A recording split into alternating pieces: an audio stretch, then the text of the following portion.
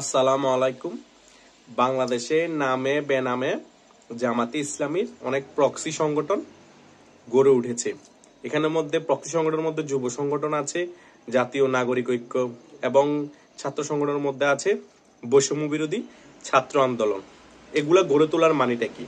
এগুলা গড়ে তোলার মূল কারণ হচ্ছে যে জামাত শিবিরকে, যে শিবির ছাত্র সংগঠন আছে, এটাকে অনেক জনগণ ঘৃণা করে রক কাটার কারণে। সেই কারণে তারা ওই ছাত্র সংগঠন দিয়ে উপকারমূলক কাজ করছে।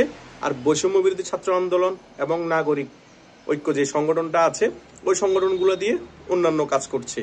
আবার ওদের মধ্যে অনেক সংগঠনের মধ্যে নিজেরা মারামারি করে অনেকের মাথা ফাটিয়ে দিচ্ছে, দোষ দিচ্ছে। ছাত্রলীগ এ হয়ে ফিরে আসছে, ওই হয়ে ফিরে আসছে, ওদেরকে ফাঁসানো হচ্ছে।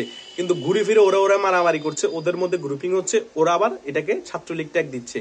কারণ ট্যাগ দেওয়ার মূল কারণ হচ্ছে যে কারণ তারা নামে বেনামে প্রক্সি সংগঠন খুলে রেখেছে। সে কারণে তাদের কোনো সমস্যা হচ্ছে না এগুলা বলার কারণে। এটা জনগণকে আইওয়াশ করা হচ্ছে। যারা বুঝার তারা খুব ভালোভাবে এই ব্যাপারগুলো বুঝতে পারতেছে, আবার অনেকেই বুঝতে পারতেছে না। এইদিকে আবার তারা বলতেছে গণপ্রজাতন্ত্রী বাংলাদেশ সরকার পরিবর্তন করে জনগণতন্ত্রী প্রজাতন্ত্র সরকার এটা সংস্কার করা হোক। এটা কেমন কথা? গণপ্রজাতন্ত্রীও যেরকম সকলের জন্য, জনগণ প্রজাতন্ত্রীও একই কথা। উল্টাইলে যে লটকাইলো সে। এটা কেন পরিবর্তন করতে যাচ্ছে? কারণ ৭২-এর সংবিধানের মধ্যে এটা আছে, সে কারণে তারা এটা মানে না। সে কারণে তারা তাদের মতো করে একটা এই ব্যাপারগুলা তুলে ধরতেছে।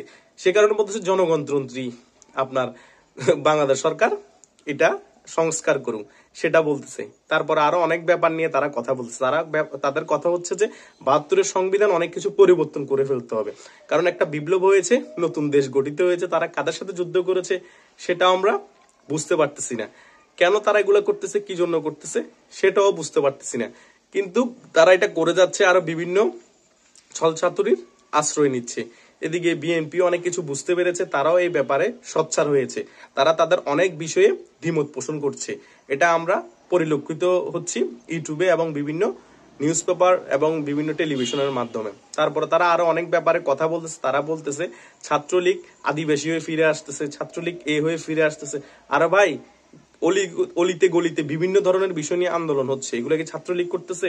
ছাত্রলীগ নিজেদের যান বাঁচায় কুল পায় না, তারা আন্দোলন করতে যাবে এখন। তারা নিজেদের মতো আছে, কেউ জেলে আছে, কেউ পলায়ন করে আছে, কেউ চুপচাপ হয়ে বসে আছে। তো সবকিছুতে ছাত্রলীগ খুঁজে পান কোথায়? আপনারা আপনাদের দিকে নজর দেন। আপনারা যে দেশের মধ্যে এখন দ্রব্যমূল্যের দাম বৃদ্ধি পেয়েছে, বিভিন্ন দ্রব্যমূল্যের ট্যাক্স বৃদ্ধি পেয়েছে, তারপরে বিভিন্ন গার্মেন্টস খাত ধ্বংস হয়ে যাচ্ছে, সেসব বিষয়ে লক্ষ্য করেন।